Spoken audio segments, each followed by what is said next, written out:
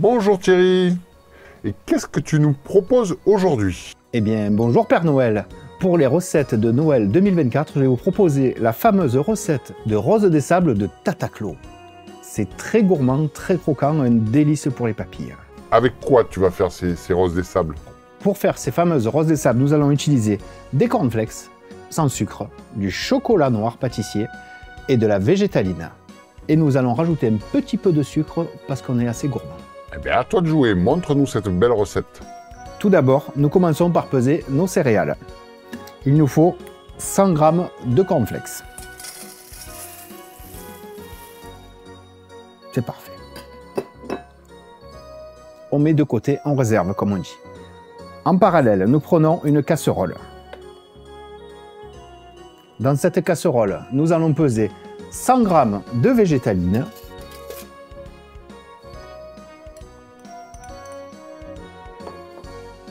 200 g de chocolat noir pâtissier. Nous allons les mettre à fondre et après nous rajouterons un petit peu de sucre.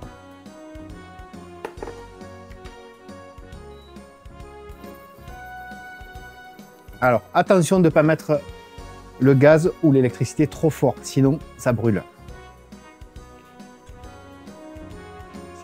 Maintenant que notre végétaline et notre chocolat sont fondus et liquides, nous allons rajouter nos 100 g de sucre. Désormais, nous allons passer au montage. Pour cela, nous versons notre préparation sur les 100 g de cornflakes.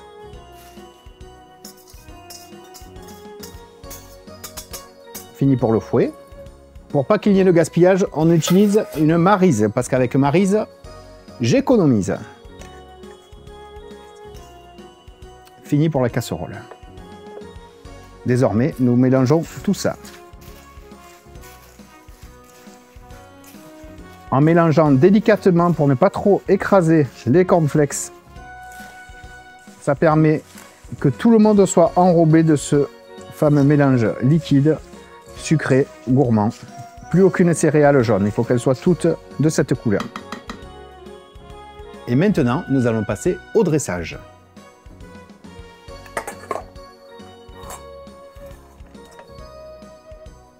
Pour ceci, nous avons besoin de 2 cuillères à soupe. Regardez bien, c'est pas très compliqué.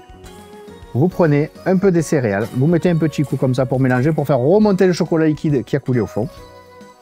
Et vous remplissez une cuillère à soupe, à peu près comme ça. La deuxième sert à être dessous, pour éviter qu'une goutte tombe sur la feuille de cuisson, pardon.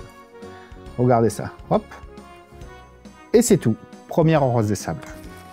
Et on continue ainsi de suite. On va en faire qu'une petite dizaine, même pas. Encore une toute petite. Ensuite, pour les vrais gourmands, vous prenez un plat à cake classique. Et toute la préparation restante, vous la versez à l'intérieur.